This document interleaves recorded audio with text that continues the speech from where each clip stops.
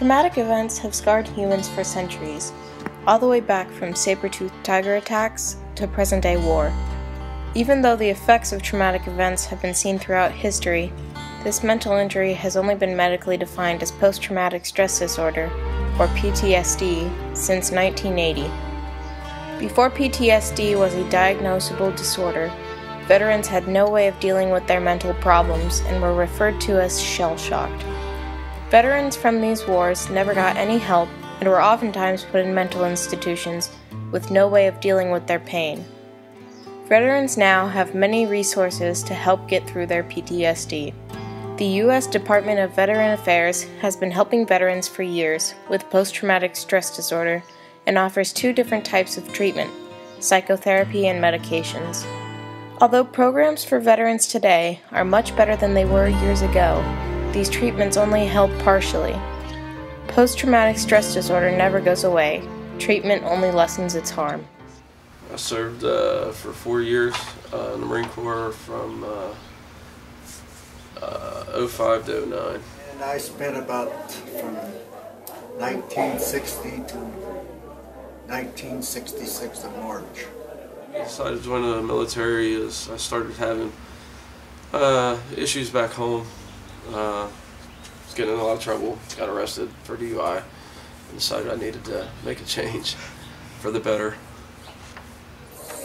I wasn't in trouble or nothing. I just joined because, working in a coal mine, I didn't want to work in a coal mine with my dad, so that's the reason I joined the military. Supposedly the guy that we were shooting at on the back side of the building had stood up and ran around and was wearing a suicide vest and blew up on us. And when he blew up, I just remember a loud boom. It knocked me out. I don't remember how long I was out for. I just remember kind of waking up and just being in a daze. Didn't know what was going on. It was real cloudy.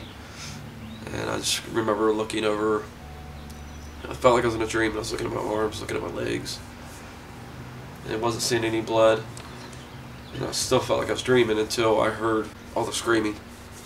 And then when I turned around and seen 3 of my guys suffering. My one buddy that was directly behind me, Sergeant Bartlett, had shrapnel ripped through both his legs. My lieutenant, I remember watching him specifically. He was laying on the ground and screaming. And then I watched him stop. And I thought I watched him die right in front of me. And then my buddy Glove, who took the brunt of the impact, I watched him pretty much stop breathing. And I remember when I looked at Glove, I couldn't even recognize him. His face was gone. I heard this loud boom, crack. I mean, it was so hard. It just beat me in this left ear. This was where he plugged the hearing aid. Anyway, I was laid out for maybe, 30 minutes. Well, I came to, they gave me this shot of atropine because I was wounded in the hip here. That stuff made me dizzy and sleepy, But he told me, he said, "You want to see a squad leader in your ammo bearer?" And I said, "Yeah, what's wrong with them?"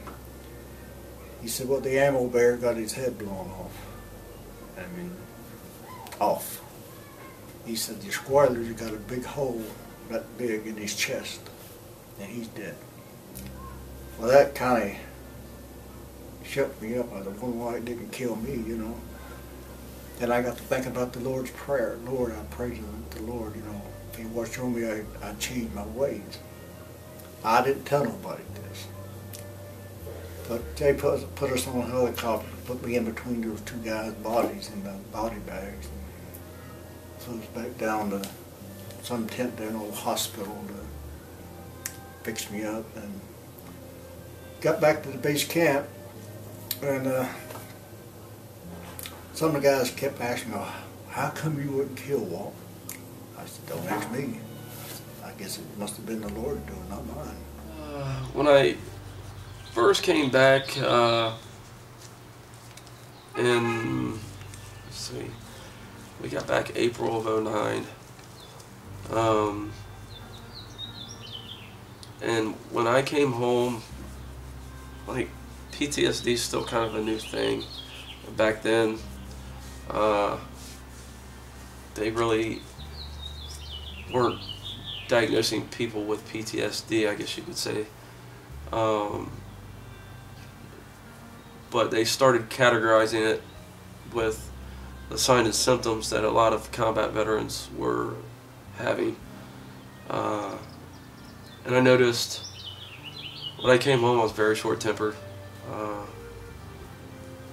angry, depressed. There's just some days you want to cry, and it's just it's hard to describe everything. I mean, your anxiety levels are through the roof.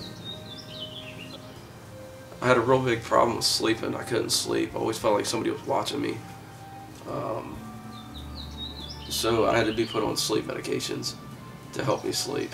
It's hard to get used to the people, because I know every time I looked at, they didn't like me, so every reason I didn't wear my uniform or anything like that. I just wouldn't tell them where I'd been and what I'd done, and that helped. I had this nightmare when I was dreaming about my head was cut off in a war, and I saw it rolling down a hill.